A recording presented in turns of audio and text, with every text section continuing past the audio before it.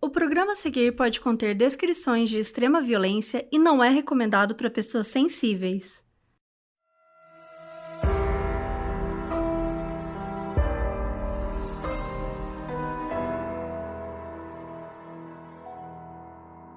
O Green River era um dos lugares mais tranquilos e aconchegantes na área de King County, em Washington. Era um lugar onde dava para ir respirar um ar puro e muitas famílias iam para fazer piqueniques e as crianças gostavam de brincar. O problema foi quando corpos de mulheres começaram a aparecer na superfície. Entre pistas confusas, ameaças e até a ajuda de um outro criminoso, esse caso se tornou um dos mais duradouros e com mais vítimas da história dos Estados Unidos. Eu sou a Carol Moreira. E eu sou a Mabê Bonafé. E essa é a história do Green River Killer.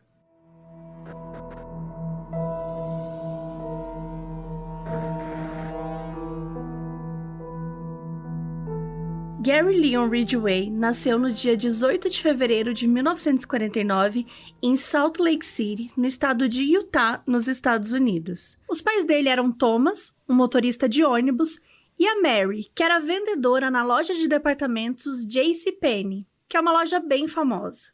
Eles tiveram 3 filhos, sendo Gary o filho do meio. E ele não teve a melhor infância de todas. Os pais dele brigavam muito e ele sempre ouvia as discussões de longe. Além disso, a Mary, ela era uma mãe muito controladora. Ela queria definir absolutamente tudo na vida dos filhos.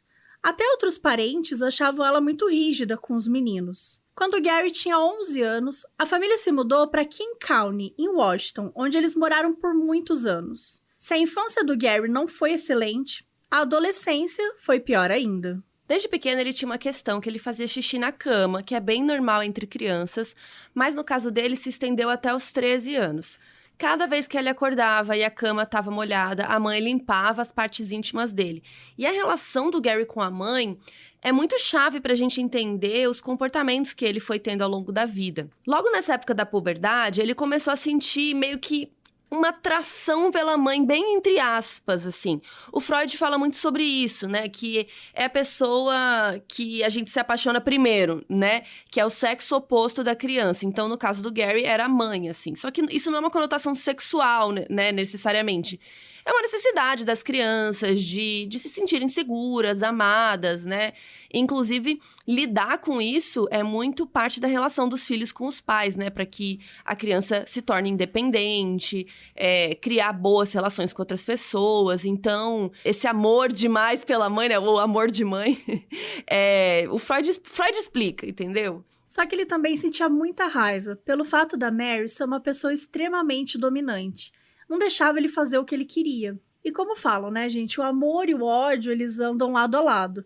Então, a atração e o ódio que ele sentia meio que se misturavam e viravam uma única coisa na cabeça dele. Ainda adolescente, ele começou a fantasiar que matava ela. Parte disso porque ele também se sentia um pouco perturbado com esse sentimento que ele tinha, que era atração e tal. Mas parte dele também é porque ele sentia prazer imaginando isso. E se em casa as coisas já eram estranhas para ele, na escola também não era muito melhor. O Gary tinha dislexia, que é a dificuldade, né, de decodificar palavras e símbolos, e isso dificulta um pouco a leitura e a escrita. Então ele ia muito mal nas disciplinas. E os professores não davam nenhum suporte pra ele, assim. Então, ninguém tava se importando muito, sabe? Ninguém queria parar pra ajudar ele, tentar entender o que ele tava, né? Qual a dificuldade. Então, ele acabou repetindo 2 vezes o ensino médio. Ele também tinha um QI de uns 80 e pouquinho, assim, que é considerado abaixo da média. A média seria entre 90 e 115, 120. Quando tinha 16 anos, o Gary viu um menino de 6 anos brincando perto da floresta. Ele chegou perto e esfaqueou o menino na parte das costelas e fígado. Ele simplesmente saiu correndo e deixou o menino lá. Ele não se importou em saber se ele tinha sobrevivido ou não, mas, spoiler pra vocês, o menino sobreviveu. Ele fez isso porque ele queria saber como era a sensação de esfaquear alguém e quais eram as melhores partes do corpo para se esfaquear. Isso era muito fruto da relação que ele tinha com a mãe, porque ele pensava sempre em matá-la. E ele queria ter noção de como seria se ele realmente o fizesse. Essa história foi contada pelo Gary muitos anos depois, quando ele já era adulto, assim.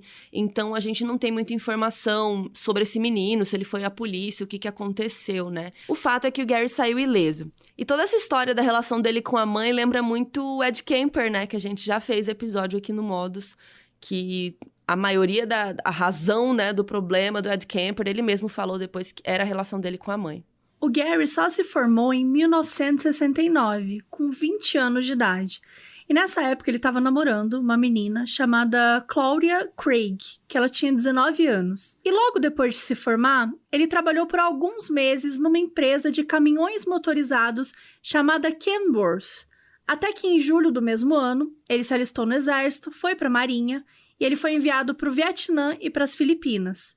E lá ele serviu em um navio auxiliar, que dava suporte e suprimentos para os navios de combate. Então ele não chegou a efetivamente participar dos combates nem nada.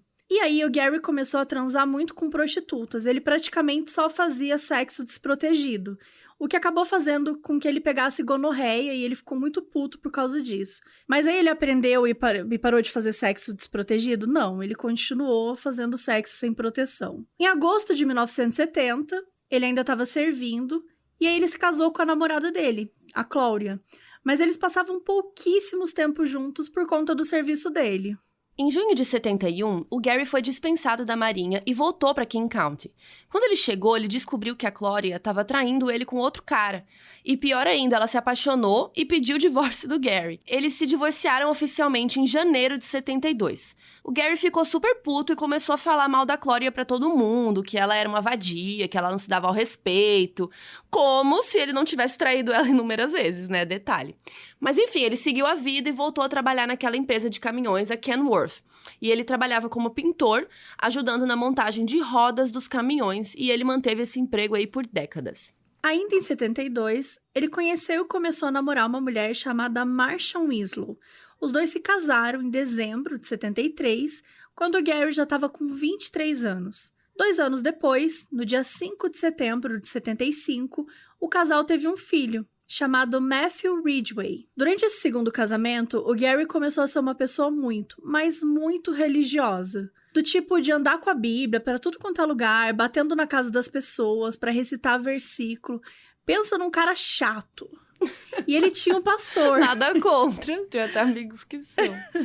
Não, gente, não vai bater na casa dos outros. Ah, pelo amor de Deus.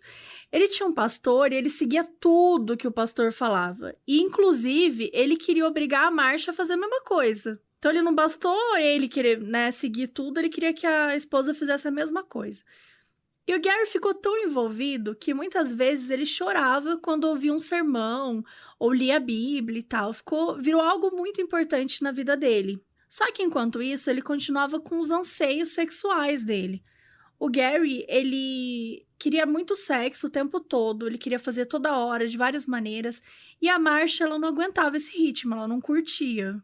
Além disso, ele tinha uns fetiches que deixavam ela bem preocupada. Primeiro, que ele gostava de transar em lugares públicos ou em algum lugar que corresse risco deles serem pegos, assim. E a Marcia não se sentia confortável, né? Ela até fez algumas vezes pra agradar ele e tal, mas ela não era uma coisa que ela gostava. Até aí tudo bem, né? Tem muita gente que tem esse fetiche, mas ele também era muito dominador no sexo, então ele tinha um fetiche do conceito de cativeiro. Então ele queria prender a Marcia, fazer coisas assim, um pouco mais agressivas. Um dia ele machucou ela com um mata-leão. Sabe aquele golpe de luta que a pessoa te enforca com o braço? Assim, ele fez isso com ela, ela odiou, né? Ela se machucou. E como a Marcia não tinha nem o pique, nem essas vontades do Gary, ele voltou a se relacionar com várias prostitutas que faziam as coisas que ele queria. E aí ele começou a chegar em casa cada vez mais tarde e chegava às vezes molhado e sujo de terra. O que deixou a Marcia bem preocupada. Ela sabia que ele gostava de fazer sexo ao ar livre, tipo no mato, sabe? Então ela pensou assim, ele deve estar me traindo aí no mato, se molhou, tipo, ela nem falou, tá bom. Outra coisa que o Gary fazia muito era praticar longas caminhadas solitárias, inclusive na floresta. Algumas vezes, a Marcia até ia com ele, só que o Gary também ficava meio excitado com o conceito de predador e presa. Então, assim, quando eles estavam andando na floresta, ele sumia do nada e deixava a Marcia sozinha. E daí ela ficava andando, assustada, chamava por ele e tal, ficava olhando para os lados e ele ficava observando. E ele ia rastejando pelos arbustos e pulava por trás dela e dava um susto. E ela ficava muito brava, ela não curtia, não era uma sensação agradável para ela. E ele adorava ficar assustando ela, sabe? Deixava ela impotente e indefesa naquela floresta. E esses tipos de comportamentos estranhos foram fazendo eles se afastarem cada vez mais. Até que eles começaram a morar separados em julho de 80 e eles se divorciaram oficialmente no dia 27 de maio de 1981. Contando namoro e casamento, eles ficaram juntos por 9 anos. A Marcia conseguiu a custódia primária do filho, que já estava com 5, e o Gary tinha direito a alguns fins de semana alternados, né? Fim de semana sim, fim de semana não. Então, o Gary passava muito tempo sozinho. Ainda em 81, em novembro, o Gary comprou uma casa em Place South, lá em King County. Essa casa ficava a poucos quarteirões de distância da estrada Pacific Highway South. Durante uns 6 meses, em 82, ele chegou a alugar quartos da casa dele, então tinham pessoas diferentes indo e vindo lá. Mas depois disso, de 82 até 85, ele morou completamente sozinho na casa. Então aí ele tinha um espaço só dele, onde ele ia poder fazer o que quiser com quem quisesse. E vocês não fazem ideia do que ele pretendia fazer lá.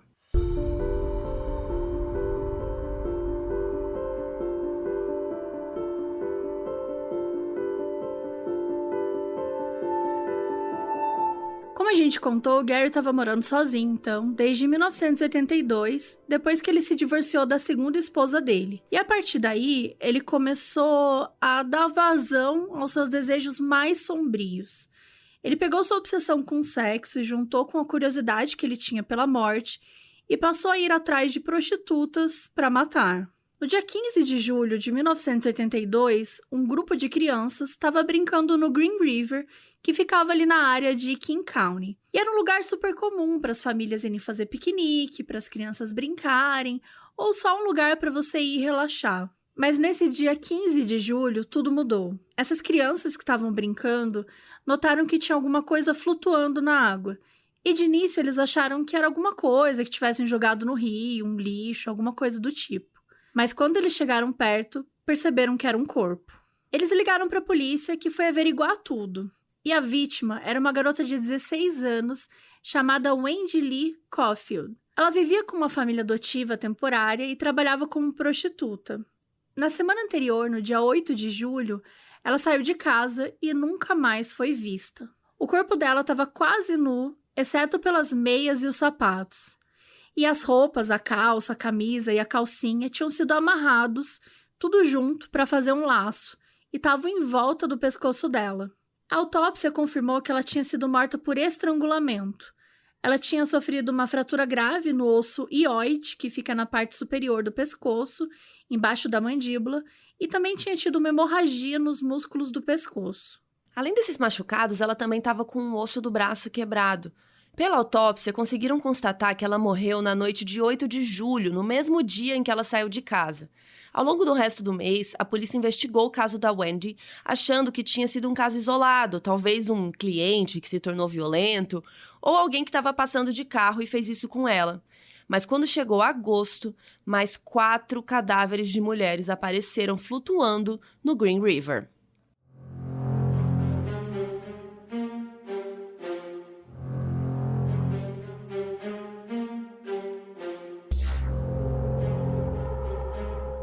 Dessas 4 mulheres, a primeira encontrada foi no dia 12 de agosto e era uma jovem de 23 anos. Ela também era prostituta e no mês anterior tinha sido presa 2 vezes por prostituição lá na Pacific Highway South, aquela estrada, né, aquela rodovia que fica perto ali do Green River, né, do rio. A última vez que ela foi vista foi no dia 25 de julho, saindo de um motel nessa estrada, e ela disse que ia procurar novos encontros.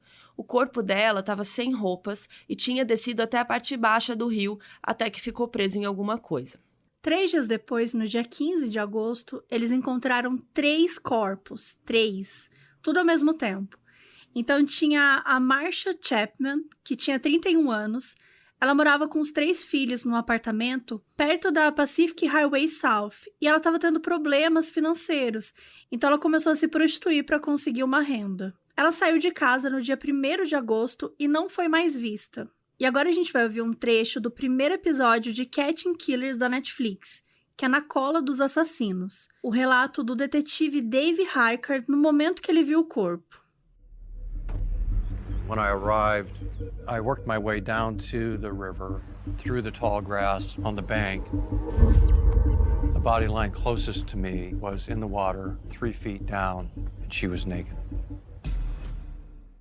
E o que ele falou foi: quando eu cheguei, fui até o rio, pelo mato alto nas margens.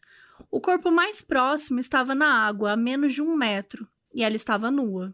Teve também uma adolescente de 17 anos chamada Cynthia Hines, que também era uma prostituta, também trabalhava lá na Pacific Highway South, e no dia 11 de agosto um homem buscou ela de carro num Jeep preto e depois ela nunca mais foi vista.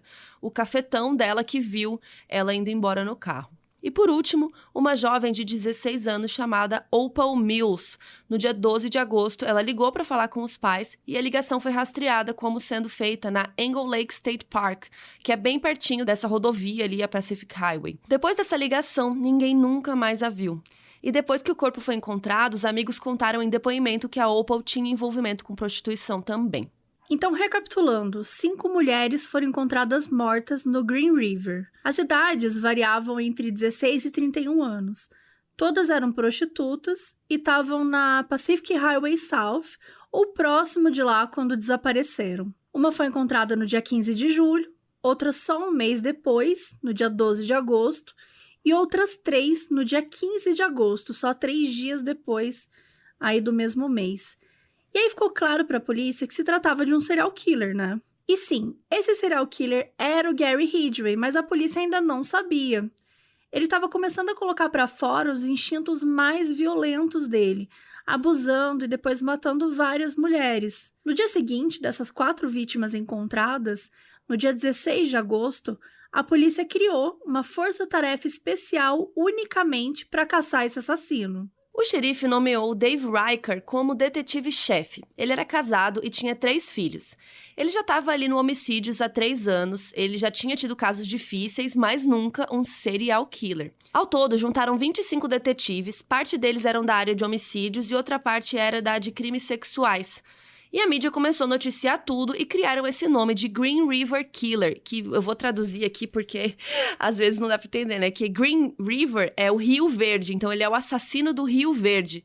Só que a tradução fica bem sem graça, né? Green River Killer, é muito mais... Enfim, então é isso. Os jornais chamaram de a maior caçada a um criminoso desde o Ted Bundy. O detetive Riker ficou obcecado em descobrir quem era esse criminoso. Ele passava o tempo inteiro, inclusive à noite em casa, ele ficava pensando, ele ficava estudando. Mas essa procura ia ser muito mais difícil do que ele imaginava.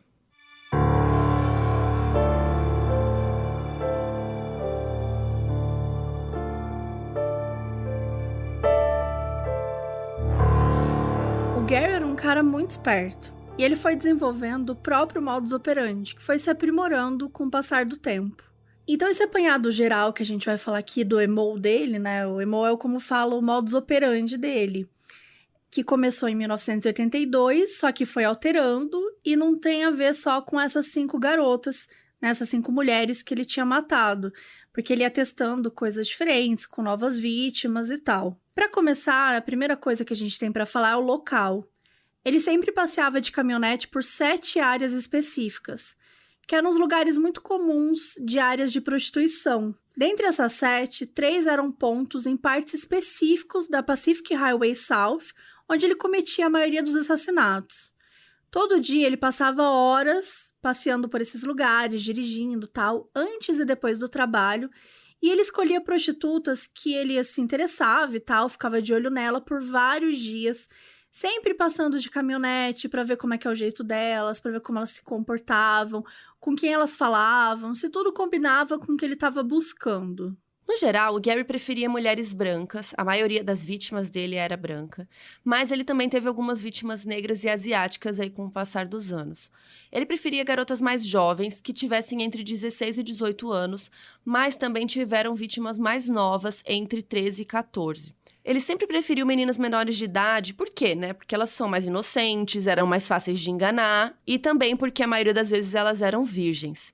E pra ele, as prostitutas eram muito fáceis, porque na cabeça dele ninguém se importaria com elas. Elas tinham um fluxo de clientes muito intenso, né? E no geral, os clientes são mais discretos, muitos deles são casados, né? As pessoas não querem que ninguém fique sabendo. Então, era mais fácil as mulheres sumirem e ninguém ligar, sabe? E podia ter sido qualquer homem que sumiu com a vítima. Não tinha nada que rastreasse de volta até ele. Sem falar que a polícia também raramente recebia notificações de prostitutas desaparecidas. Se uma prostituta deixasse de ficar em algum ponto, as outras moças provavelmente pensariam, tá, ela deve ter começado aí em outro, né? Tem um pouco até de vida nômade mesmo, né? Então era muito difícil alguém realmente notar o sumiço e tudo mais. E é claro que as prostitutas também não confiavam super na polícia, né? Então não tinha uma relação super próxima entre esses dois aí. E quase toda noite o Gary saía e transava com prostitutas, mas não era toda vez que ele estava, entre aspas, a fim de matar. Quando ele estava fora de casa, dirigindo, que ele refletia se ele queria matar ou não. Mas quando ele ia se animando, tal, ele chegava a matar várias na mesma noite. E teve um período que ele só dormia 2 horas por noite, porque ele ficava passando a madrugada inteira procurando e matando mulheres. À medida que o caso do Green River Killer foi ficando famoso na mídia, todo mundo sabia que ele só matava prostitutas. Então as moças começaram a ficar mais espertas. Se achassem algo estranho em algum cliente, elas não entravam na caminhonete, elas ficavam de olho umas nas outras e tal. Mas elas continuaram trabalhando, né? Aquela coisa de tipo, não vai acontecer comigo. E é claro que isso atrapalhou o Gary, então ele desenvolveu alguns recursos para engambelar as meninas. Primeiro, ele ia ganhando a confiança da vítima bem aos poucos. Ele se tornava um cliente frequente antes. Então, ele ia várias vezes ficar com a mesma menina. Ele ia em algum lugar mais cheio, que ela se sentisse segura, sabe? Levava ela pra sair. Ele fazia de tudo pra ir conquistando a confiança a ponto dela confiar o suficiente pra ele levá-la pra um lugar mais isolado. E ele fazia promessas, ele dizia que ia conseguir mais dinheiro, que ia conseguir um emprego para elas. E ele se aproveitava do fato de que muitas dessas mulheres, elas estavam em situação de vulnerabilidade, elas não tinham muita coisa na vida, elas precisavam de grana e manipulava elas com promessas. E isso fazia elas se atraírem por ele, não necessariamente por ele, né, mas pelas coisas que ele estava oferecendo. Quando alguma mulher perguntava se ele era o Green River Killer, ele falava, claro que eu não sou. Nossa, um cara desse deve ser todo forte, alto, eu sou tão baixinho. Gente, como se você pergunta, ei, você é o assassino? Aí ele vai falar, sim. Né? O que espera que for responder, né? Gente, não faz o menor sentido isso. É difícil, mas eu entendo que elas precisavam trabalhar, enfim, né? Elas... Era o jeito que elas medo, conseguiram, né? Assim, mas, putz, até parece que ele ia falar, né? Sim, sou eu. Não, total. E como ele estava sempre apaisando, observando possíveis vítimas e tal, algumas mulheres desconfiavam que ele poderia ser algum policial disfarçado. E aí, para quebrar isso, ele levava umas cervejas, uns fardinhos de cerveja na caminhonete e oferecia pra galera. Então era uma coisa meio assim, pô, se eu for policial, você acha que eu vou me arriscar dirigindo bêbado? Então isso acabava sendo inteligente, né? Porque funcionava para as mulheres que tinham medo, né, de ir em presas e tal, ou algo do tipo, que passavam a confiar nele. E para as mulheres que ele sentia que eram mais emotivas e tal, ele pegava fotos do filho dele e ficava mostrando para elas, falando como ele amava, mais do que tudo, como ele tinha vontade de passar mais tempo com o filho. E isso fazia as mulheres sentirem confiança, né? Ele era muito manipulador, né? Ele usava dessa vulnerabilidade para conseguir vender uma imagem de que ele era um cara legal. E detalhe, gente, que ele não se importava com o filho, sabe? Tanto que a gente, assim, nem vai citar mais aqui nesse episódio, em momento nenhum, sobre o filho, porque o filho nem fazia parte da vida dele direito. Então, além de tudo, ele pagava de um pai fodão, coisa que ele não era, né? Quando ele conquistava uma mulher, ele preferia levar para casa dele, que lá ele teria mais acesso, era mais fácil de matar e realizar as coisas que ele realizava. E no pior dos cenários, assim, quando ele não conseguia isso, então ele levava para um lugar bem afastado, bem isolado mesmo, tipo no final da estrada ou até bem dentro da floresta. Então tá, ele foi lá, ele atraiu a vítima, ganhou a confiança dela. E aí depois ele pagava tipo um pacote, um combo, que tinha direito a metade do tempo sexo oral e a outra metade sexo com penetração. Sempre que ele levava uma vítima para casa dele, ele encorajava que ela fosse ao banheiro, tomasse um banho, ficasse super cheirosinha, limpinha. Isso porque, em alguns casos dos assassinatos, algumas vítimas acabavam urinando, defecando, né, com medo ali. Então ele pedia isso. Na grande maioria das vezes, ele gostava que o sexo fosse na parte de trás do Jeep dele, lá estacionado na casa, né? Então, uma vez que já tivessem ali fazendo sexo, ele começava a falar que só conseguia gozar se fosse por trás. E aí, como ela ficava de costas, ele conseguia estrangular a moça sem ela nem, né, ela não via. E aí ele estrangulava, às vezes com as mãos, às vezes com lençóis, cordas, outras coisas que estivessem ali à disposição. E ele fazia questão de que no momento exato que a mulher morresse, ele ainda estivesse fazendo sexo com ela. Quando as mulheres começavam a se contorcer com o estrangulamento, ele falava: fica calma, se você parar de mexer, eu te solto. E se a mulher se acalmasse, ele conseguia matar de forma muito mais rápida, porque ela não ia oferecer nenhuma resistência. E se ela continuasse, ele só seguia estrangulando. O motivo que o Gary preferia matar dessa forma é que para ele era mais pessoal e recompensador. A arma fazia barulho e esfaquear deixava uma bagunça com sangue. Então ele se sentia mais à vontade com o estrangulamento. E por fim, após matar a vítima, ele às vezes praticava necrofilia. E no geral ele sempre seguia o mesmo padrão de morte. Vez ou outra, ele tentava algo diferente. Por exemplo, uma vez ele tentou colocar fogo numa vítima depois de matar, para ver se ele ficava mais feliz com isso, se ia causar algum tipo de reação nele, se ele ia ficar animado. Mas ele decidiu que não ia seguir assim, porque a fumaça poderia ser detectada e também porque ele não sentiu nada diferente. E também teve uma vez que ele matou uma mulher e depois ele tentou ressuscitá-la, né, fazendo respiração boca a boca, bombeando o coração dela e tal. E ele pensou que se ela acordasse, ele ia tentar torturá-la para ver o que ele ia sentir. Mas como ela não acordou, ele sentiu que isso era um sinal que não era para ele praticar a tortura, que o método dele já estava funcionando. E uma vez que ele matava, ele tinha que se livrar dos corpos, que era a parte que ele mais odiava. Ele sentia que era um fardo, uma obrigação chata a ser cumprida depois de um momento de prazer. O Gary tirou corpos da casa dele tantas vezes, porque a gente falou aqui, né, 5, mas a gente tá contando aqui que ele matou diversas pessoas. Então ele estava acostumado já a fazer isso de uma maneira muito rápida. Então em meia horinha ele já cobria o cadáver, botava num saco plástico, botava na caminhonete, show. E uma coisa que ele fazia para despistar os policiais, ele dirigia, ele parava em algum lugar e jogava o corpo para fora da caminhonete, em algum ponto escondido fora da estrada. Depois ele dirigia o carro para mais longe, estacionava e ia andando até o lugar onde ele tinha deixado o corpo. E aí sim ele fazia lá o que ele tinha que fazer, jogava no rio, para dar aquela enganada, né? E pra ele era mais seguro assim, porque se alguém visse o carro dele, ia estar longe do lugar onde o corpo tinha sido encontrado. A preferência dele para desovar os corpos eram lugares com muitas árvores em volta, estrutura íngreme, de difícil acesso. Muitas vezes ele colocava os corpos em alguma pose específica que desse na telha ali na hora. Ele cobria partes das vítimas com moita ou folhas, como se fosse um designer, assim, como se ele estivesse enfeitando uma boneca. E antes de despejar o corpo, ele pegava todas as roupas e joias das mulheres, porque ia ficar mais difícil de identificá-las, né? Ou conseguir informações sobre elas e tal. E aí lembra que ele trabalhava naquela empresa dos caminhões lá, o Kenworth? Então, ele levava várias dessas joias para lá. Então, ele deixava por ali, dava para algumas colegas de trabalho e tal. E a ideia de estar no trabalho e do nada ver uma joia que lembrasse dos crimes que ele cometia à noite era uma forma excitante dele lembrar daquilo que ele fazia. E por último, o Gary ainda tinha alguns artifícios para que ninguém desconfiasse dele. Para começar, ele não se deixava ser visto por ninguém que não fossem as próprias vítimas. Se ele buscava uma prostituta, e aí digamos que alguma colega estava lá e viu ele saindo com a moça, né? Ele não matava mais aquela moça, entendeu? Então ele só matava quando ninguém tinha visto. O que ele fazia muito era passar rápido pelo local.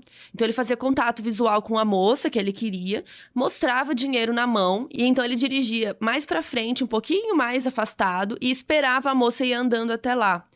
E sempre que ele não conseguia matar alguma moça por algum motivo, ele era extremamente simpático, cuidadoso, sabe? Ele também levou várias moças em encontros. Por quê? Porque se alguém suspeitasse dele, as moças iam falar: nossa, não pode ser ele é um gentleman. Nossa, ele me levou em date. Nossa, não, ele paga super bem, sabe? Então ele criava como se fosse, não é um álibi, né? Mas ele criava uma boa reputação com as moças que trabalhavam lá, né? E ele também observava bastante para ver se nenhuma delas era uma policial disfarçada. Uma das coisas que ele fazia, ele só fechava negócio com a moça depois que ela mostrasse alguma parte íntima para ele, porque ele acreditava que uma policial não faria isso. E outra coisa, se ele matasse uma mulher, depois de uns dias, ele ligava pro cafetão dela pedindo para marcar outro encontro.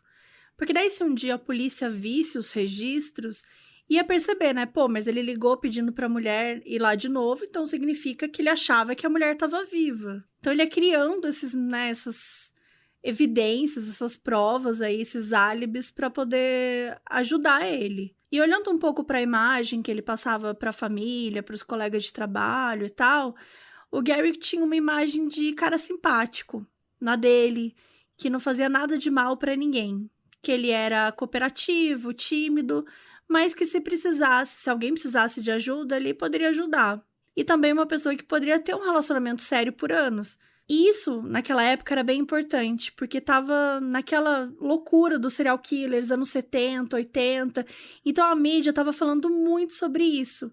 E aí todo mundo tinha aquela visão de que um serial killer era um homem extremamente solitário, que ele não falava com ninguém, que ele tinha uma aparência estranha, uma pessoa, assim, incapaz de ter um relacionamento sério.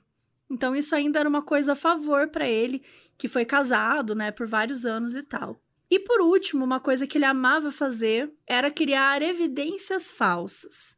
Então, ele dirigia, sei lá, para muito longe e deixava um cigarro que foi usado por uma vítima, ou uma joia, alguma peça, alguma coisa que ele tirou, né, das vítimas e tal. Ia para lugares, assim, realmente muito longe de onde ele agia. Para ele poder confundir a polícia mesmo. Mas não existe crime perfeito, muito menos criminoso. E muito em breve, ele ia entrar no radar da polícia. E de um jeito que ele nem imaginava.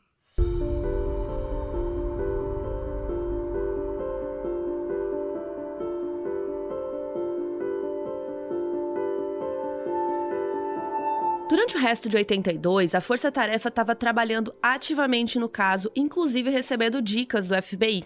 Uma noite, o detetive Riker recebeu a ligação de um cara chamado Melvin Foster, que era um taxista. O Melvin disse que conhecia um amigo, um cara aí, que estava sempre encontrando prostitutas naquela área e que ele era conhecido por ser violento. Então a polícia chamou esse tal cara, interrogaram ele, mas não encontraram nada demais, então dispensaram. Mas uma coisa que a galera do FBI já tinha falado e que vocês, ouvintes do Modus, já sabem, é que o próprio criminoso podia tentar se infiltrar na investigação e ainda por cima podia botar a culpa em outra pessoa.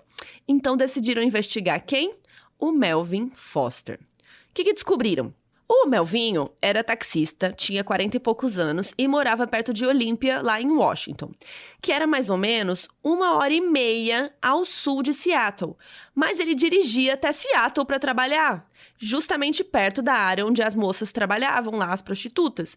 Então assim, amor, e por que você não é taxista lá na cidade sua, lá em Olímpia? Tipo, por que você tinha que dirigir 1h30 para ir trabalhar, sabe?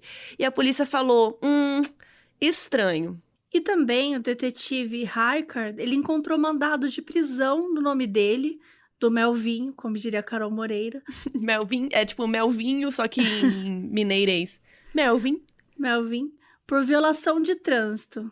E já tinha se envolvido em roubos de carro. E aí chamaram o Melvin para ser interrogado e mostraram fotos das vítimas para ele, mas ele falou que ele não conhecia ninguém. E aí deixaram ele uma noite preso na delegacia. Porque como existiam mandados contra ele e tal, né, aproveitaram isso aí. E no dia seguinte interrogaram ele de novo. Dessa vez, ele disse que ele conhecia as vítimas, porque ele tinha dado carona para elas no táxi. E aí decidiram fazer o quê, minha gente? O que aconteceu? Sim, um teste de polígrafo. Funciona, Carol? Você acha que vale o teste de polígrafo? Gente, vocês sabem, vocês ouvintes aqui há mais tempo, já sabem que o teste de polígrafo mede uma coisa física, né? Ele mede se você tá nervoso, mede seus batimentos. O teste não tem como saber se você tá falando a verdade, né? A verdade tá dentro da sua cabeça. Tipo, isso não existe. Então, assim, não faz teste de polígrafo. Teste de polígrafo... E é bizarro, porque até hoje nos Estados Unidos ainda se usa. Ele, enfim, não faça, ele não é muito bem aceito no tribunal. E, gente, o Melvin é o assassino? Vocês estão ouvindo até agora. Quem é o assassino? É o Gary. Né? Spoiler, se você não entendeu até agora que o Gary é o assassino. Gente... Tá. Então, assim, né? Depois de toda essa defesa aí que tivemos da promotora Carol, gente, não dá, entendeu? Não tem condições. Mas aí fizeram lá no homem, não ouviram o modus operandi, acharam que era uma boa alternativa. E aí perguntaram pro Melvin se ele era o Green River Killer, ou se ele tinha cometido os crimes. E ele não passou no teste. Gente, ele não passou no teste. Por quê? Porque ele tava nervoso, porque a polícia tava enchendo o saco dele, não porque ele era o assassino. Mas ele não passou no teste, a polícia ficou meio assim. Porém, o teste não é preciso, né, gente? Tiveram que liberar ele. Por quê? Porque não vale merda nenhuma. Essa que é a história. Então, a polícia começou a vigiar o Melvin 24 horas por dia. Sempre tinha alguém de carro seguindo ele. E numa reviravolta que a força-tarefa nem esperava, o Melvin foi pra mídia falar que ele estava sendo perseguido pela polícia, que ele não era o assassino, que ele queria ele mesmo descobrir quem era o assassino pra pegá-lo e tal. E, gente, é maravilhosa essa entrevista. A gente falou aqui do episódio Na Cola dos Assassinos, a gente recomenda muito, inclusive esse episódio é o primeiro, é bem emocionante ver os detetives falando, né? Eles ficam bem emocionados, assim, com esse caso. E, enfim, o repórter pergunta pra ele... E aí, tu matou ou não?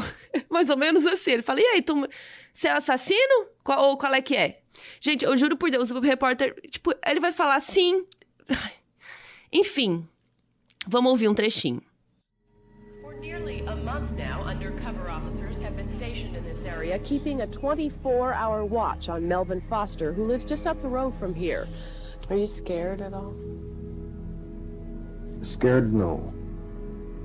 Fright is for the guilty. O repórter fala, há quase um mês, policiais disfarçados estão aqui vigiando o Melvin Foster. 24 horas por dia, ele mora logo acima nessa rua. E o repórter pergunta se o Melvin tá com medo, e ele responde, com medo não, só culpados têm medo. Ó, o Melvin, ele só ficou nervoso no teste do polígrafo, né? Mas de resto, beleza. O detetive Riker tava certo de que esse cara era o Green River Killer. Até porque o FBI também disse que esse tipo de assassino gosta de receber atenção. Aí o cara vai pra mídia, pô, né? Ele tá curtindo a vibe. Só que, além do Melvin, tinham outros suspeitos sendo analisados, né? E a força-tarefa não tinha recurso pra ficar seguindo o cara o dia inteiro pra sempre, né? E depois de analisar vários pormenores, como as datas em que as vítimas sumiram, e comparar com os álibis do Melvin, definiram que não, ele não deveria ser o assassino. Desesperados e com o número de crimes crescendo, a força-tarefa teve que dobrar, e chegando a 50 pessoas. No final de 1982, além das 5 mulheres que tinham sido encontradas, tinham mais 11 meninas que tinham desaparecido e que foram associadas ao Green River Killer. E os corpos delas só foram encontrados depois. Só que a polícia já estava trabalhando com a ideia de ter 16 vítimas. E como a gente estava falando, o Gary não desenvolveu, né, o MO, o modus operandi todo de uma vez, quando ele matou as 5 mulheres. Ele continuava matando e testando. E com a demora para encontrar um culpado, várias mulheres começaram a fazer protestos, acusando a polícia de não se importar bastante com o caso, até por serem prostitutas, as vítimas e tal. Enquanto isso, o verdadeiro Green River Killer, que a gente sabe que é o Gary, tava lá, continuando cometendo os crimes dele de buenas. Entre as inúmeras mulheres que o Gary atacou e matou, teve uma que conseguiu escapar. O nome dela é Rebecca Gardy Way. Ela conheceu o Gary em novembro de 82, quando faziam apenas 3 meses que a polícia tinha descoberto a existência do Green River Killer. A Rebecca era uma jovem de 19 anos que também se prostituía ali na área da Pacific Highway. E nessa noite de novembro, ela estava lá sozinha trabalhando. Até que apareceu o Gary. A Rebecca se aproximou da caminhonete, perguntou se ele estava namorando, né, se ele tinha um negócio e tal, ofereceu ali o job dela, e ele aceitou. Ela entrou no carro e ele guiou até uma área bem isolada, mas ainda próxima da estrada. No caminho, a Rebecca começou a questionar se ele não era o Green River Killer. E ele fez todas aquelas coisas que a gente falou. Ele falou que não, mostrou a identidade dele, mencionou que ele só estava ali encontrando prostitutas por causa de problemas no casamento dele, aquele papinho. E ela acreditou. E eles chegaram lá e o Gary pediu para eles saírem do carro e irem pro mato, porque isso excitava ele. A Rebecca concordou e eles entraram na floresta. Só que quando ela começou o sexo oral, o pênis dele não ficava ereto e tal, e isso deixou ele muito bravo. Ele começou a gritar com ela, falando que ela não sabia dar prazer para um homem, falou que ela tinha mordido ele, surtou, né? E ele empurrou ela no chão, pressionou o rosto dela contra a terra e começou a estrangular ela com um mata-leão. Ele fez isso por uns 15 segundos, mas de alguma forma a Rebecca lutou e fugiu. E ela saiu correndo e o Gary atrás. A Rebecca viu um trailer estacionado ali próximo, ela já chegou gritando, pedindo socorro, então o Gary teve que parar de seguir e fugiu. As pessoas do trailer socorreram a Rebecca e quando ela se acalmou, ela contou tudo o que tinha acontecido. A blusa dela estava rasgada e ela tinha algumas escoriações no pescoço. E ela estava tremendo e chorando muito, estava com muito medo de morrer. Estava traumatizada, né, pelo que aconteceu com ela. Infelizmente, essa situação mexeu tanto com ela que ela ficou com medo de ir na polícia, ficou com medo de chamar atenção para si, do Gary, e ele acabar indo atrás dela.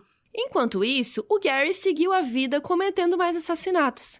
Em 83, tanto a polícia quanto a população já estavam ficando mais espertas, né? E ele parou de despejar os corpos no Green River, né? No rio. E ele começou a jogar em outros lugares, incluindo a rodovia Star Lake, a estrada número 18 e perto do aeroporto. Todos esses lugares ali na área do King County. E assim, gente, ele matou dezenas de vítimas. Não tem nem como a gente citar uma por uma aqui, porque assim, para vocês terem noção, naquela época já tinham 23 moças desaparecidas associadas a ele, mas nem todos os corpos tinham sido encontrados ainda. Mas a gente precisa falar de uma que foi muito importante, que é chave para os próximos acontecimentos. O nome dela era Marie Malvar. Ela tinha 18 anos e morava em Des Moines, que ficava lá em King County, e trabalhava à noite como prostituta. No dia 30 de abril de 83, ela saiu de casa e foi lá para Pacific Highway em busca de clientes. E ela encontrou quem? O Gary. Mas a Marie tinha um namorado, que estava perto ali na hora e viu ela entrando na caminhonete do Gary. Então ele seguiu eles de carro, mas o Gary conseguiu despistar e o namorado perdeu eles de vista. E depois disso, infelizmente, vocês já imaginam o que aconteceu. O Gary transou com a Marie e ele começou a atacá-la. E quando ele estava estrangulando, a Marie tentou usar as mãos para escapar e fez uns arranhões profundos no antebraço do Gary, mas mesmo assim ele conseguiu matá-la. Como ele não queria, né, aquelas marcas gigantescas nele, porque poderia trazer suspeita e tal, gente, olha o que ele fez. Ele jogou ácido de bateria de carro no antebraço para queimar a carne. Isso porque ele poderia falar que ele se acidentou enquanto estava trabalhando ou alguma coisa do tipo. Já a Marie nunca mais foi vista. Em 3 de maio, o namorado dela foi à delegacia de Des Moines e contou tudo, que a Marie tinha entrado numa caminhonete de um estranho, tinha desaparecido e que o último lugar que ele tinha visto o carro foi na intersecção entre a Pacific Highway e a Rua 216. A polícia ficou bem interessada, porque 3 semanas antes tinha rolado um caso igual. Um cara que disse que a namorada sumiu exatamente nesse cruzamento e nunca mais foi vista. E aí, o que o namorado fez? Foi lá nessa rua 216 e ficou olhando os carros para ver se ele encontrava essa caminhonete. E, gente, ele encontrou. Ele viu a caminhonete estacionada na frente de uma casa. Vocês acham que essa casa era de quem? Do Gary Ridgway. Os detetives de Des Moines foram lá e interrogaram ele, perguntaram se ele conhecia a Marie e tudo mais.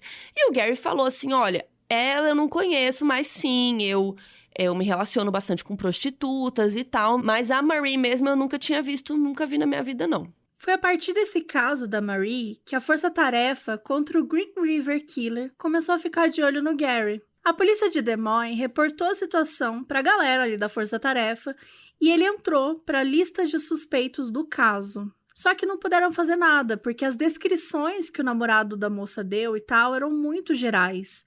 Então tava de noite, tinha o vidro do carro, o cara tava distante, ele não tinha como ele reconhecer, né?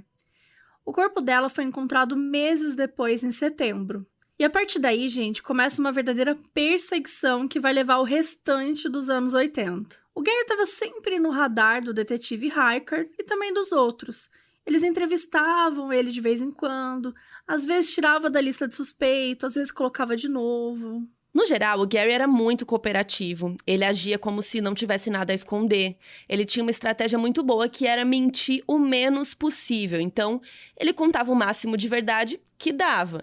Então, ele contou que ele realmente ia na Pacific Highway, que ele saía com várias prostitutas. Só não contou um detalhezinho, né? Um pequeno detalhe. Que ele matava elas. Então, ele chegou a falar que ele já saiu, que ele teve relações com uma das meninas que foi encontrada morta, como uma maneira de dar confiança pra polícia, porque ele falou assim, putz, se eu vivo indo, né, tipo, como que você fala que você sempre vai lá na Pacific Highway, você vai, né, nas prostitutas, mas você não conhece nenhuma moça que desapareceu, nenhuma moça que morreu? Então ele falou, não, essa eu conheci realmente, eu saí com ela e tal. Até o final de 83, tinham mais de 2 dúzias de moças desaparecidas que eram vítimas potenciais do Green River Killer, e foram encontrados 11 corpos que foram associados a ele. Em 1984, tudo mudou. Em fevereiro, o Green River Killer mandou uma carta para um jornal chamado Seattle Post Intelligencer, e era uma carta digitada em máquina de escrever. E por algum motivo, a carta não tinha espaço entre as palavras, os caracteres estavam todos juntos. O título era O que você precisa saber sobre o homem do Green River? E estava assinado com Me chame de Fred. E na carta, ele descreveu os seus métodos, deu algumas informações falsas de propósito para enganar a polícia. Mais uma vez o Gary, né, tentando ali engabelar a polícia. Ele deu a entender na carta que ele era um homem de negócios, que ele viajava muito e que os assassinatos que ele cometia eram por vingança ou lucro. Ele também deu algumas informações sobre os crimes que não estavam divulgados na mídia, para provar que ele era o assassino.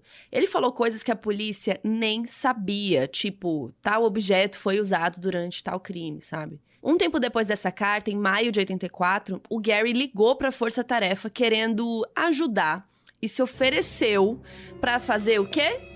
Um teste de polígrafo para provar que ele não era o assassino. O que vocês acham, vocês ouvintes, vocês aqui do Catarse? Porque esse episódio a gente tá gravando, gente, com o povo do Catarse aqui assistindo. Se você quiser participar também, entra lá em catarse.me/modusoperandi que você pode ser um colaborador e assistir a nossa gravação, que é o caos, uma beleza.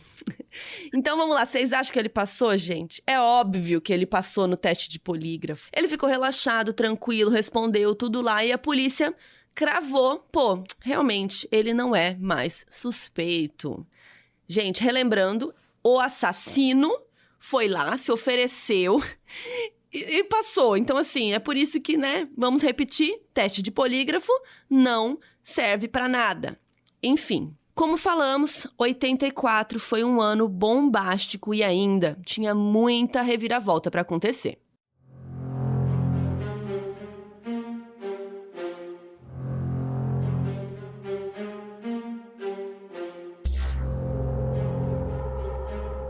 Quando a gente fala que todo mundo se envolveu no caso do Green River Killer, é porque todo mundo se envolveu no caso do Green River Killer. Gente, todo mundo que tinha nos Estados Unidos na época, que podia ajudar, ajudou. E sabe quem entrou nessa história?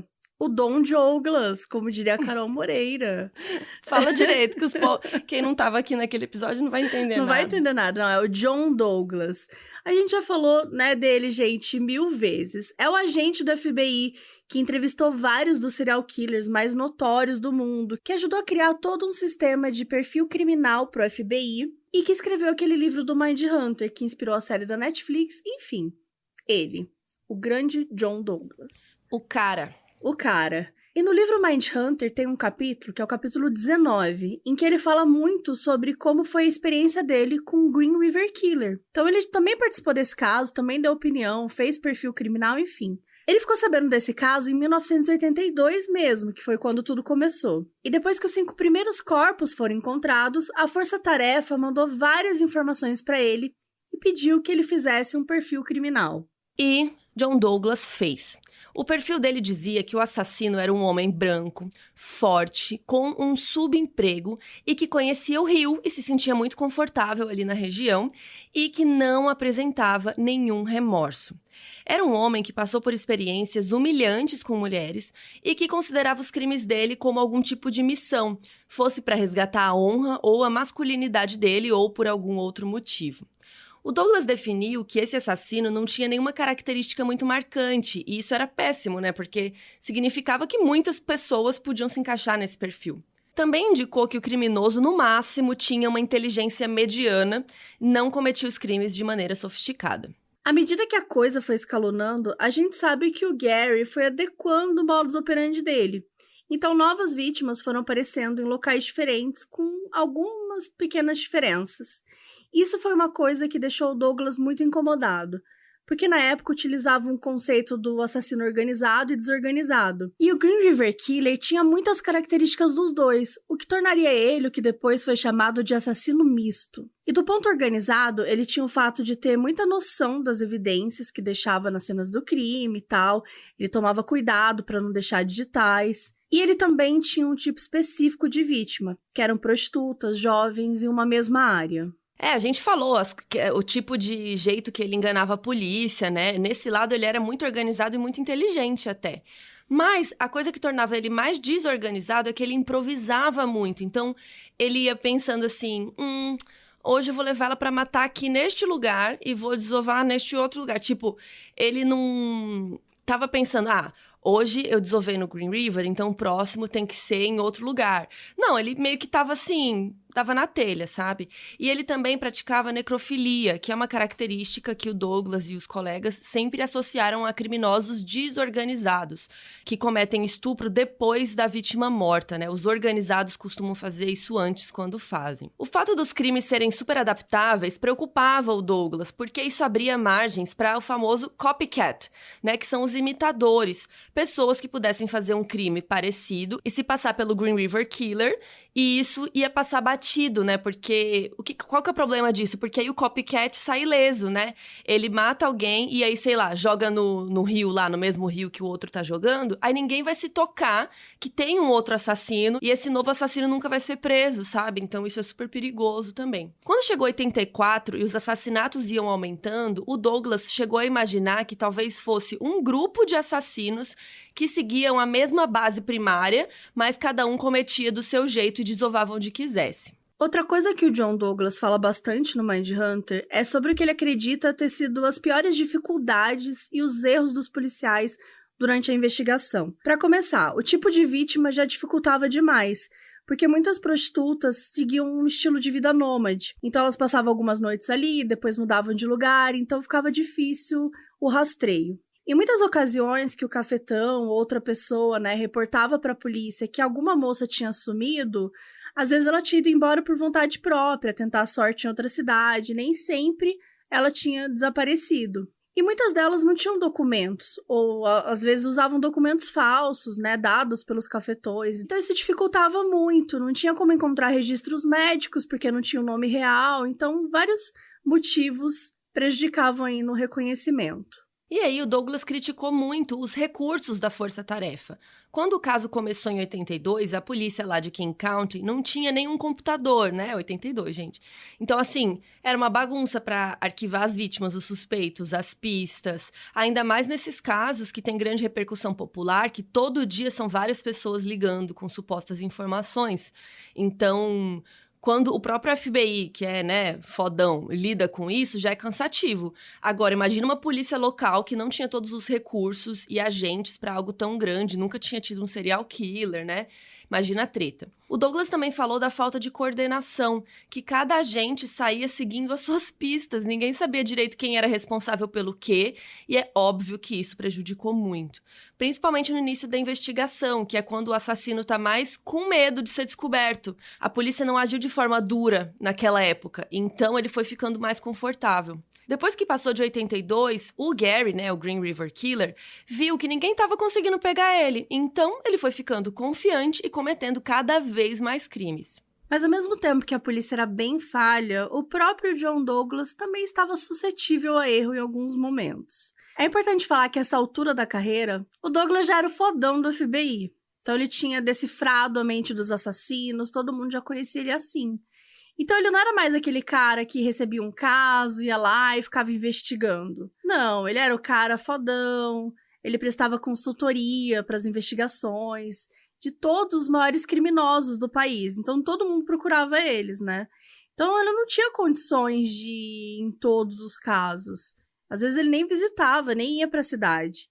E na mesma época que ele estava ajudando nisso do Green River Killer, ele também estava vendo umas coisas dos assassinatos de Atlanta, que aparecem até na segunda temporada de Mindhunter. E ele estava ajudando também no caso do assassino do calibre 22, que depois, né, a gente descobre que é o Richard Chase. Inclusive, tem episódio nosso lá, gente, é o número 63. Então, se você não lembra, ou se você ainda não viu, corre lá para ouvir. Então é isso, o John Douglas fazia muita coisa ao mesmo tempo, então ele não conseguia ficar 100% num caso. E para piorar, no fim de 1983, lá início de 84, o Douglas ficou muito doente. Ele teve uma encefalite viral vinculada ao estresse. Ou assim, o famoso ele teve um treco, né? Ele teve um treco real. Um trecão, e ele teve que se afastar do trabalho.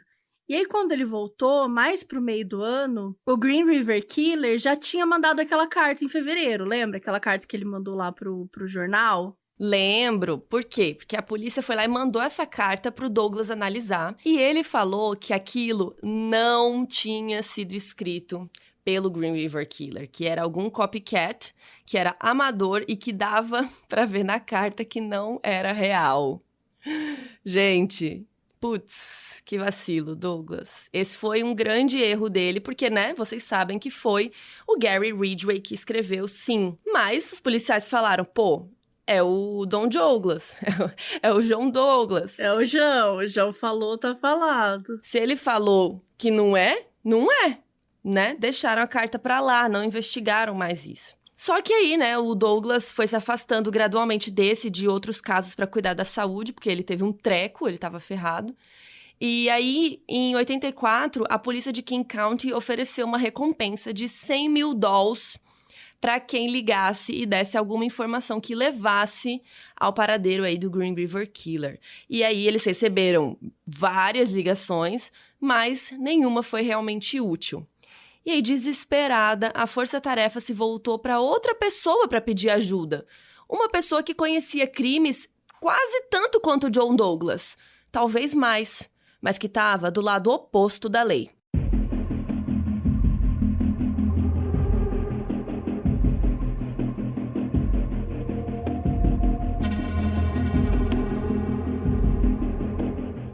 E eles chamaram o serial killer Ted Bundy. Gente, eles meteram o Ted Bundy na história. Do nada. E se você não lembra, ou se esse é o primeiro episódio que você tá ouvindo, ele é literalmente o nosso primeiro episódio do Modus. É o episódio de número 1, primeiro caso que a gente contou. Que é um serial killer que ficou famoso por ser considerado charmoso, que ele conquistava as vítimas. Ele foi um serial killer muito perigoso, que matou em vários estados. e eventualmente ele foi pego. Então, nessa época, em 1984, ele estava preso no corredor da morte, aguardando a execução da sentença. E o que aconteceu foi o seguinte: tem um detetive que ele foi chave para o caso do Bundy, que era o Robert D. Keppel. Ele era super envolvido no caso, ele falou com o Bundy várias vezes e tal. E ele também estava participando dessa caçada ao Green River Killer. Então, olha que loucura. O Ted Bundy mandou uma carta para ele, se oferecendo para ajudar a pegar. Que nem o Hannibal, né, ajudou a Clarice no Silêncio dos Inocentes. Gente, é uma mesma vibe, assim. E ele não ia ganhar nada com isso, porque ele tava no corredor da morte, ele ia ser executado. Então, assim, por que será que ele quis, né, ajudar? Será que foi tédio?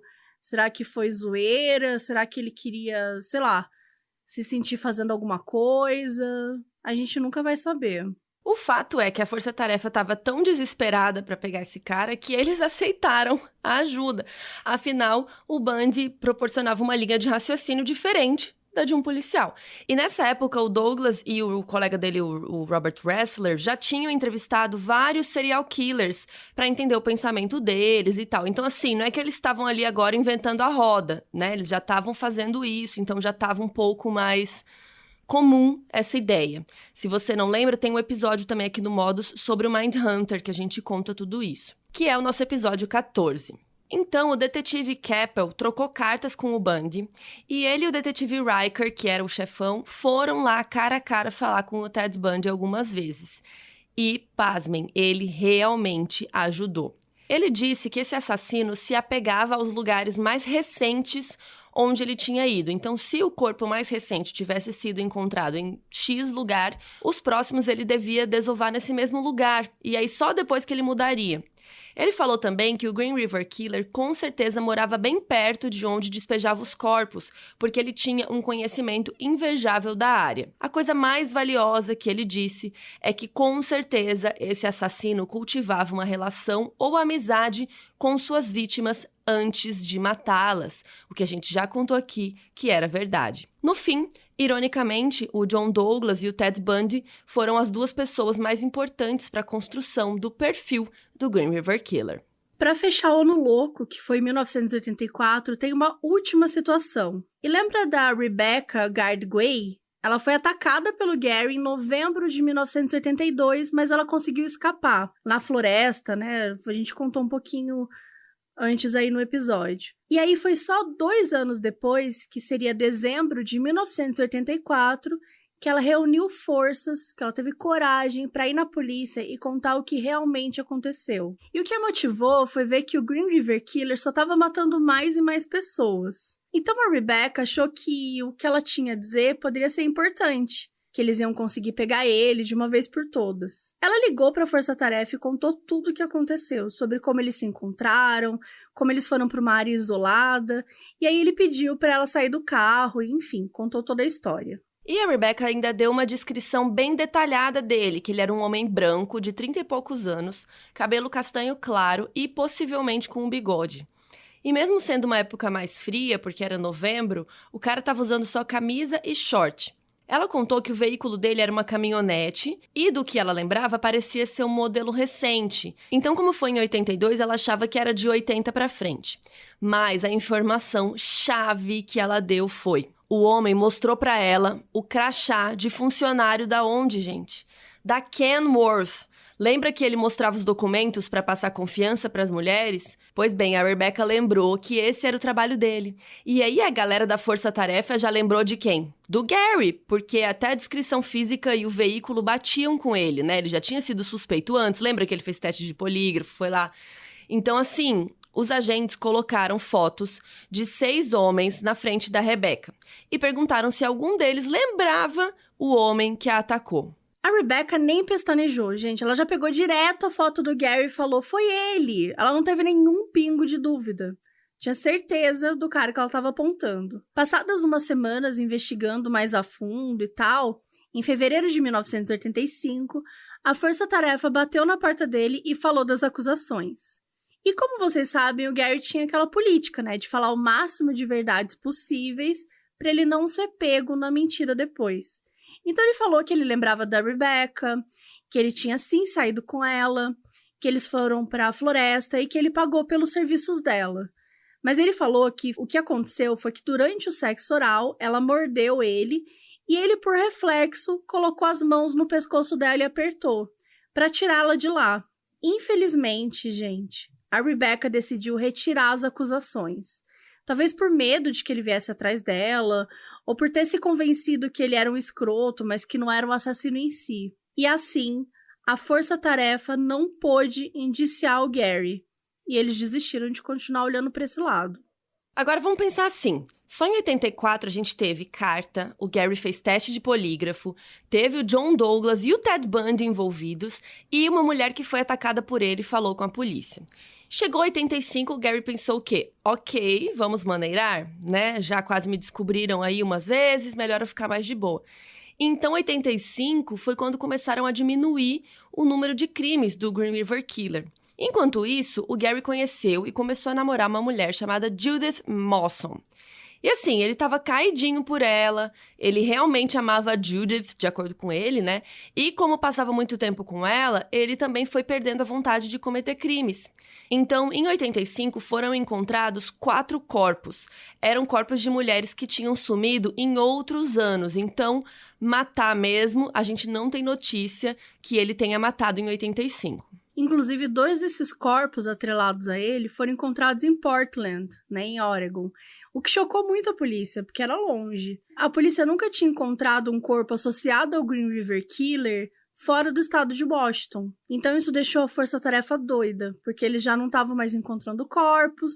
Eles pensaram, pronto, né, agora esse homem foi para outro lugar matar geral, a gente não sabe nem por onde começar, por onde rastrear este cara. Só que isso foi algo que o Gary fez de propósito para despistar a força-tarefa. No fim de 84, ele dirigiu especificamente até Portland só para deixar esses 2 corpos.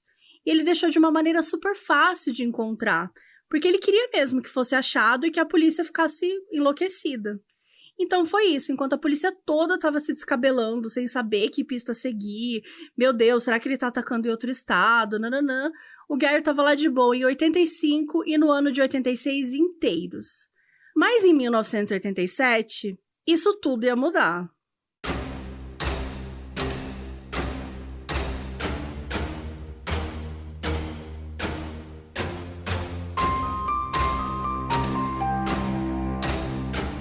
No início de 87, o Gary Ridgway estava indo buscar uma prostituta e acabou encontrando uma policial disfarçada que estava de olho nos caras que estavam solicitando programas. Ela levou o nome dele e de outros para a força-tarefa e todo mundo lembrou, gente, esse cara aqui é o Gary Ridgway, mas ele passou no detector de mentiras. Então não é ele. Sim, gente, eles pensaram isso. Mas tinha um policial específico, que era o Matt Haney, que desconfiava muito do Gary. O sexto sentido dele tava assim, ó, gritando, tava dizendo que tinha alguma coisa errada com esse cara. E ele decidiu investigar mais a fundo. Fuçando o histórico da polícia, ele descobriu que uma vez, lá em 82, o Gary e uma prostituta estavam na caminhonete e foram parados por um policial. Só que essa moça foi justamente uma das vítimas que o corpo foi encontrado pouco tempo depois, bem perto daquela área. Então, o policial Haney falou, cara, não é possível, tem alguma coisa aí. E aí, ele foi atrás, sabe de quem? De uma pessoa que conhecia muito bem o Gary. A ex dele, a ex-esposa.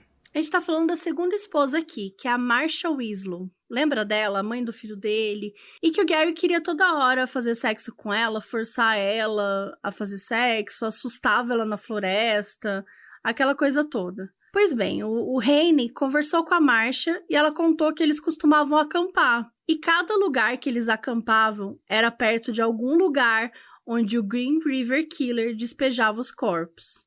Gente, olha a coincidência, né? Pra completar, o policial foi lá na Kenworth, né, naquela empresa onde o Gary trabalhava, e viu o histórico de presença dele. E ele cruzou as datas que as vítimas desapareceram e várias datas batiam com dias em que o Gary estava de folga ou ele tinha faltado o trabalho sem algum motivo. Com esse monte de informação, né? É claro que a Força-Tarefa conseguiu um mandado para revistar a casa do Gary. Então, no dia 8 de abril de 1987, bateram lá na porta e entraram. O Gary foi pego completamente desprevenido. Ele não estava esperando nada, porque, o último par de anos aí tinha sido show. E a Judith, a esposa do momento, ficou super confusa também, porque ela nunca nem tinha ouvido falar do Green River Killer, ela nem sabia do que se tratava. Diz que porque ela não costumava assistir televisão. Pegaram um monte de itens que podiam usar como evidência. Então, pegaram fibras do carpete, cordas, amostras de tinta, lona, enfim. Além disso, é óbvio, uma amostra de saliva do Gary. Tudo isso foi enviado para o laboratório criminal da Patrulha do Estado de Washington, onde foram analisados. Só que, infelizmente, eles não conseguiram comprovar alguma relação entre esses itens e os vestígios deixados nas cenas do crime ou das vítimas. O Gary ficou um tempo sob vigilância, vários policiais da paisana ficavam de olho nele e tal, mas aquela coisa, ninguém conseguiu provar nada, então mais uma vez a investigação voltou a estaca zero. E 87 foi mais um ano perdido, apareceram poucos corpos em comparação com o que estava sendo antes, e a polícia não sabia mais o que fazer. E aí no ano seguinte, em 88, completamente despreocupado e sem nenhuma chance de ser pego, o Gary se casou com a Judy. E ela se tornou sua terceira esposa.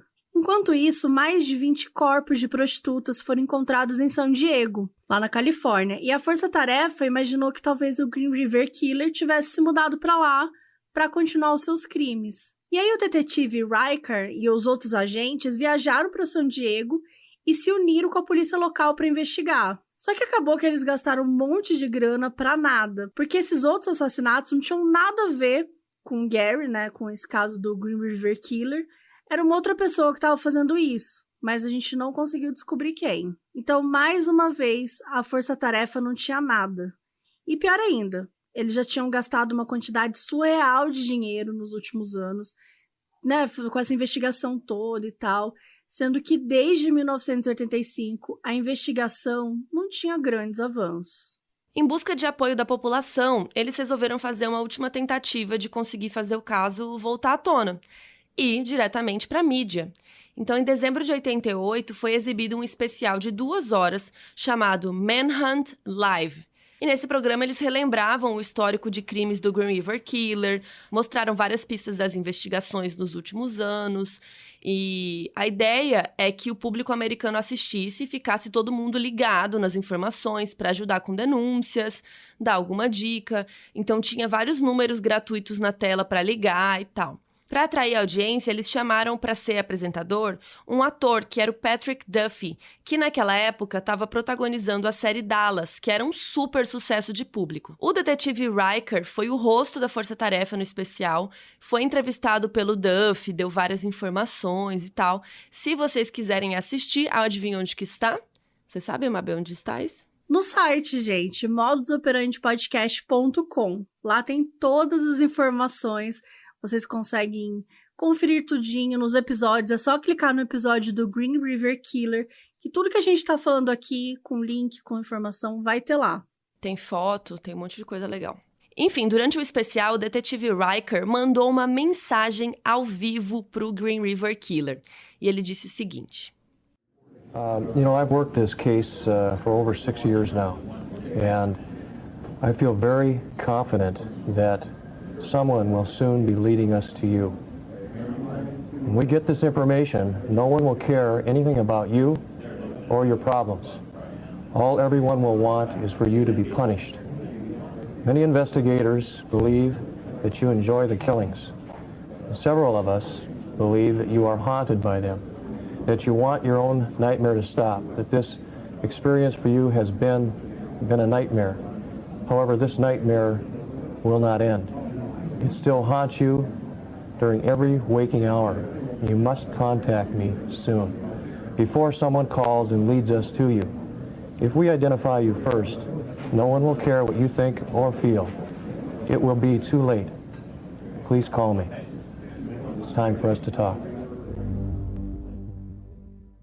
E, gente, um resumo principal da fala dele foi o seguinte. Já estou nesse caso há mais de 6 anos e estou muito confiante de que logo alguém nos levará até você. Não vamos desistir, vamos te pegar e é melhor você se entregar. Esse pesadelo não vai acabar, ele ainda te persegue o tempo todo. Se tiver coragem, me ligue. antes que alguém ligue e nos leve até você. Se te identificarmos primeiro, ninguém vai se importar com o que você acha ou sente. Vai ser tarde demais. Por favor, me ligue. É hora de conversarmos. Gente, chamou na chincha. O homem... Climão, hein? Climão. E a exibição foi um sucesso. Na semana seguinte, a empresa telefônica calculou que mais de 100 mil pessoas ligaram para passar alguma informação. As linhas ficaram tão congestionadas que só 10 mil pessoas conseguiram realmente falar e, enfim, dar alguma informação real. Depois de 3 semanas, nenhuma das dicas tinha resultado em nada. E a Força Tarefa não tinha mais dinheiro para manter as linhas telefônicas abertas. Eles torraram até o último centavo nessa chance e não deu em nada.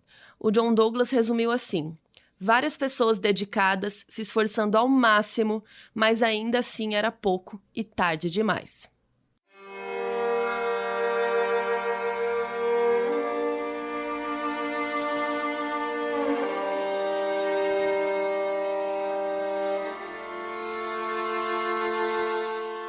Chegou um ponto que a morte mais recente associada a esse caso tinha sido em fevereiro de 1987.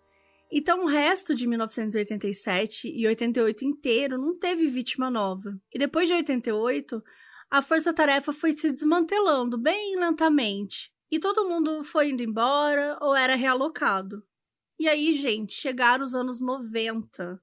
E a perseguição ao Green River Killer esfriou totalmente. Até chegar ao ponto que em 92 só tinha um detetive revisando o caso e investigando novas dicas. O nome dele era Tom Jensen. Ele fazia parte da força-tarefa desde 83.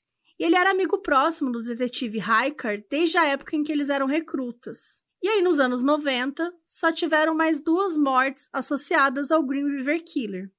Uma em 1990 e uma em 1998. Depois de uma década de investigação, já haviam sido comprovadas 49 mortes ligadas ao Green River Killer. E um total de 15 milhões de dólares foram gastos na busca por ele. A mídia começou a noticiar essa como sendo a investigação não resolvida mais longa da história dos Estados Unidos. Beleza, e enquanto isso, e o Gary? O Gary tava show, gente, vivendo uma vida ótima, casado lá com a Judith. Eles se mudavam de casa sempre, mas sempre ali na área de King County. E eles passaram os anos 90 tendo uma vida pacata, fora do radar da polícia e sem nenhum grande problema. Já o detetive Rykard, que antes era o agente mais obcecado em descobrir o assassino, parou de participar da força-tarefa e seguiu carreira, né? Até que em 97 ele se tornou o xerife de King County.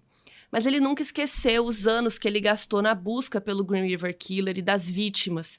Esse caso era muito importante para ele e também era meio que uma mancha na carreira dele, né? Porque ele não conseguia superar o fato de não ter conseguido encontrar um responsável por tantas mortes. Até que com a chegada do novo milênio, sim, gente, a gente já está aí em 2001, ele resolveu tentar trazer um fechamento para essa questão que o atormentou por metade de sua vida. Em abril de 2001, o detetive Rykard resolveu reabrir o caso. E ele criou uma nova força-tarefa. Inicialmente, só tinha 6 pessoas. Eram 2 detetives e 4 experts forenses e de DNA. Nessa equipe, inclusive, estava o Tom Jensen, né? Quando tava força-tarefa era um só, que nem era força-tarefa mais. Era esse cara e ele ainda tava, porque era o único que tinha sobrado ali dos anos 90. E aí, aos poucos, o detetive Rykard foi dando mais recurso para essa força-tarefa. Afinal, né, gente, ele era o xerife, então ele que mandava na porra toda. E a equipe atingiu 30 pessoas. Agora, com a tecnologia avançada, novas técnicas digitais, né, de captação de DNA, todas as amostras dos suspeitos e vítimas foram enviadas novamente para os laboratórios, para ter uma análise mais apurada. E o que era a chave? Os resquícios de sêmen encontrados em 3 vítimas que pertenciam ao assassino. Até que em 10 de setembro de 2001, depois de quase 20 anos de investigação, uma amostra deu match. Quem era? Era a do Gary Ridgway, que foi retirada em 87, quando ele estava lá sob investigação, e na época a análise não tinha conseguido dar o match, né, confirmando. E depois de todos os trâmites científicos e burocráticos e tudo mais, o laboratório conseguiu comprovar por documento que as amostras do Gary combinavam, eram iguais à do sêmen presente nas 3 vítimas. Então, finalmente, chegou a hora de pegá-lo.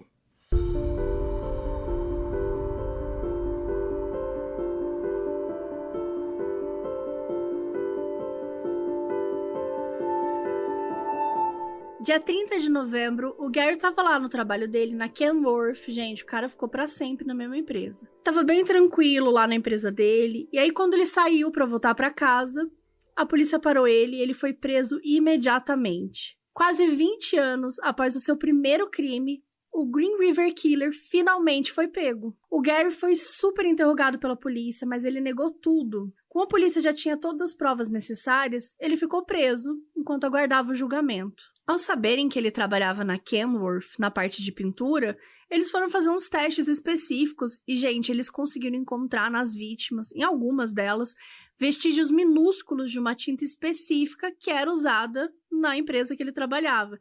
Então, realmente, gente, não tinha mais nenhuma dúvida. Em 15 de abril de 2002, o procurador de King County anunciou que eles iam lutar para que ele recebesse a pena de morte. Em março de 2003, submeteram para a justiça a acusação de 7 homicídios, porque tinham algumas moças com vestígio de sêmen e outras com vestígio de tinta. Então eram as que eles realmente conseguiam provar que tinham relação com ele. Mas a essa altura já tinham 48 vítimas associadas ao Green River Killer. E em agosto de 2003 ainda acharam mais um corpo, então eram 49. Sendo assim, a Suprema Corte de King County marcou o julgamento para julho de 2004. Até essa época, a Força Tarefa já tinha entrevistado, já tinha interrogado o Gary de todas as formas. Mas, gente, uma hora ele se cansou e confessou tudo que ele tinha feito. E para comprovar que foi ele mesmo, a polícia pediu que ele os guiasse, até os locais onde tinha despejado os corpos.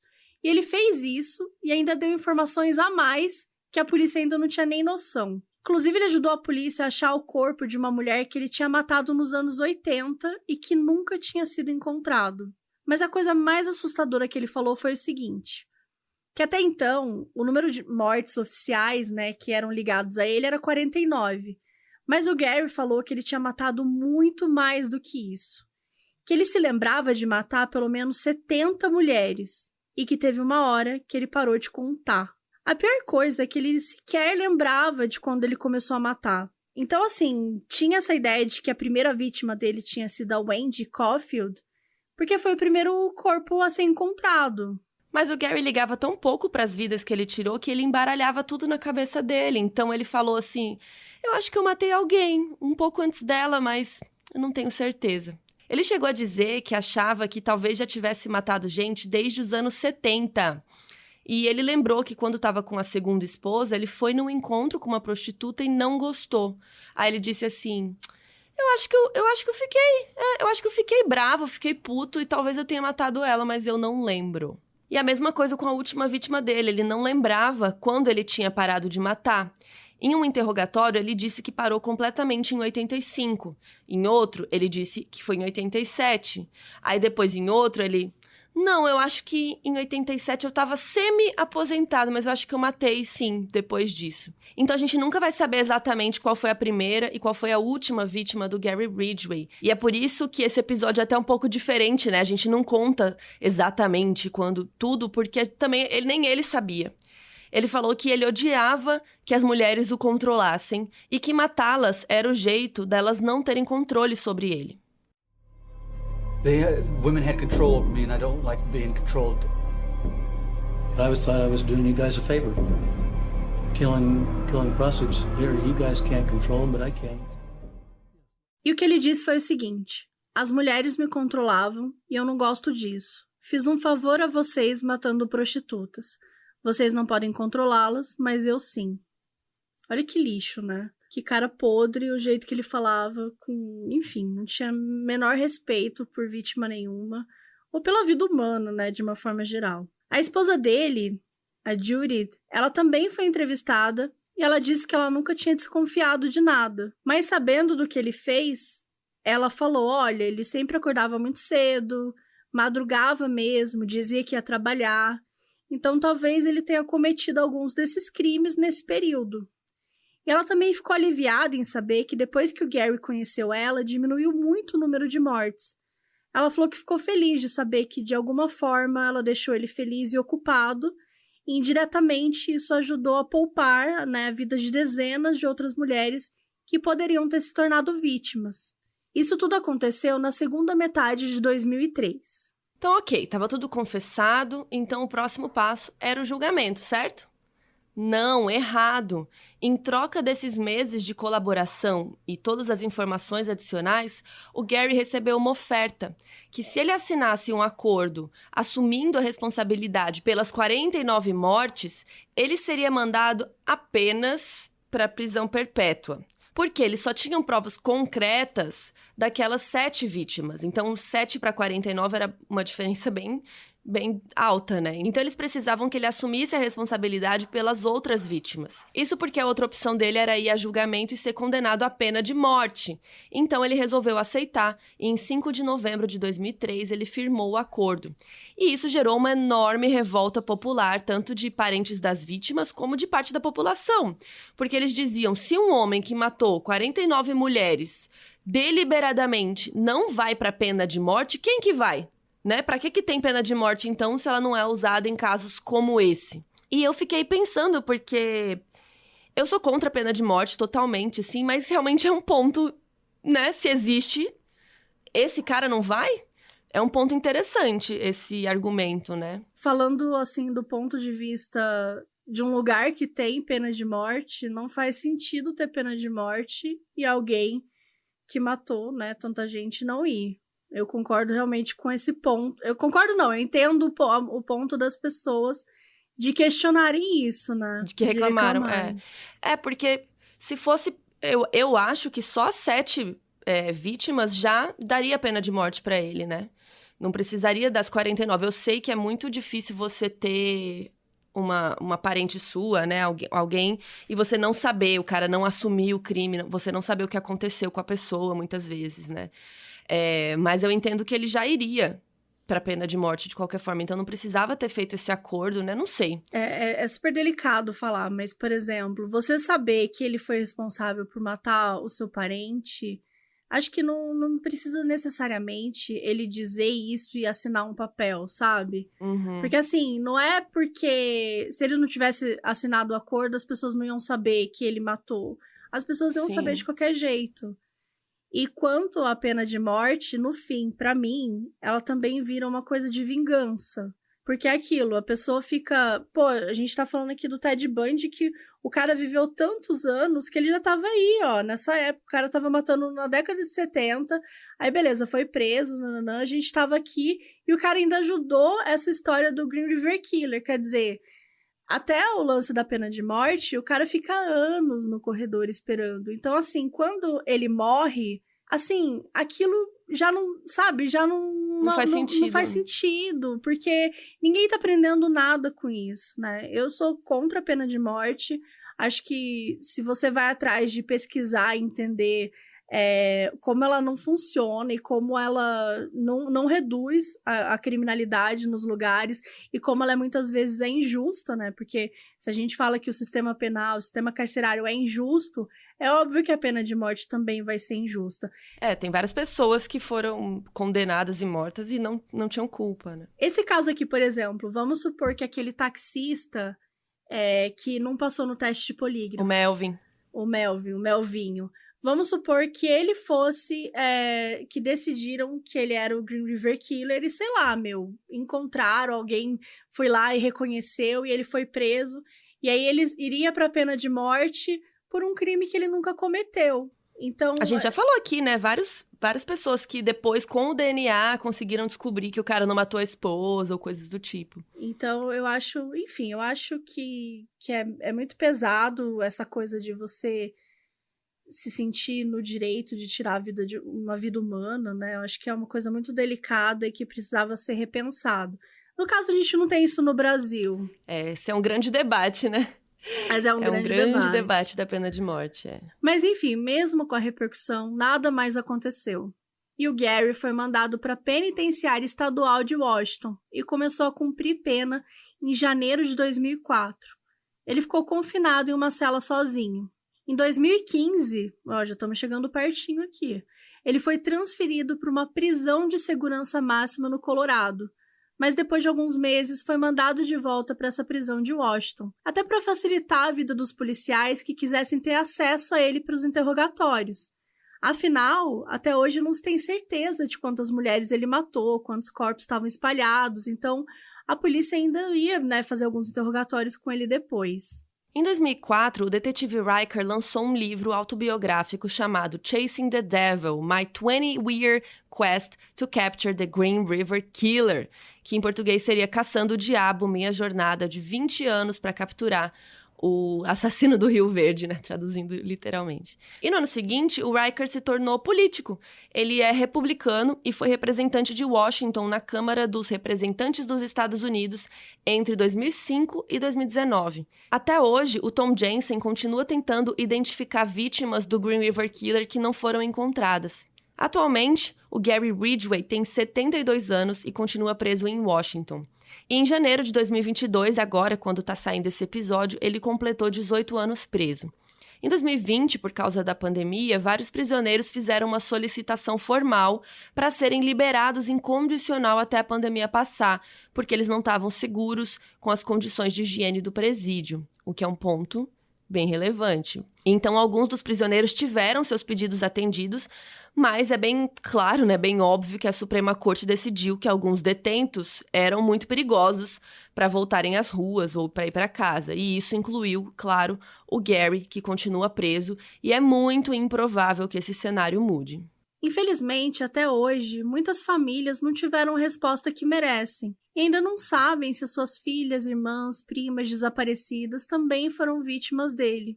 O Green River Killer ficou marcado como um dos assassinos mais notáveis da história dos Estados Unidos, protagonizando uma caçada de décadas. Gary Ridgway leva consigo muitos segredos sobre vítimas que talvez nunca tenham sido encontradas, sobre pedaços da sua história que nem ele mesmo lembra. Uma coisa é certa, o Green River Killer até hoje mexe com o imaginário popular dos Estados Unidos e desperta um dos sentimentos mais agoniantes que as pessoas podem ter, a incerteza.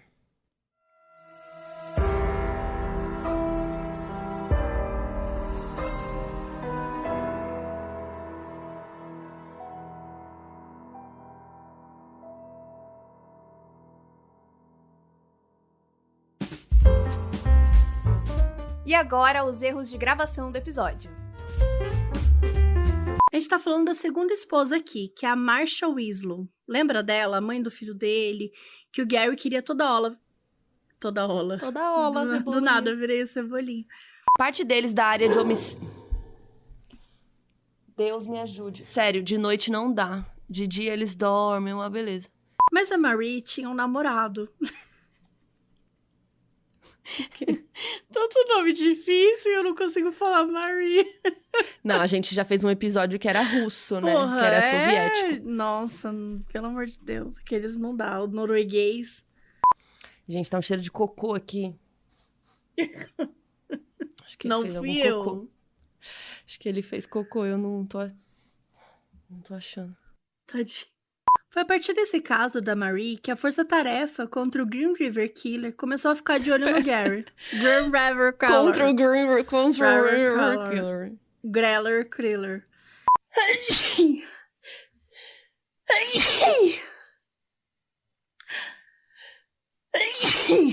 Eu sempre espirro 3 vezes. Caso alguém esteja perguntando. Onde que eu parei? Olha, você me perturbou. Pronto, assassino misto. Você me perturbou. É isso, Vamos gente, lá. de manhã eu sou insuportável, desculpa. Ai, tá um barulho do caminhão de lixo.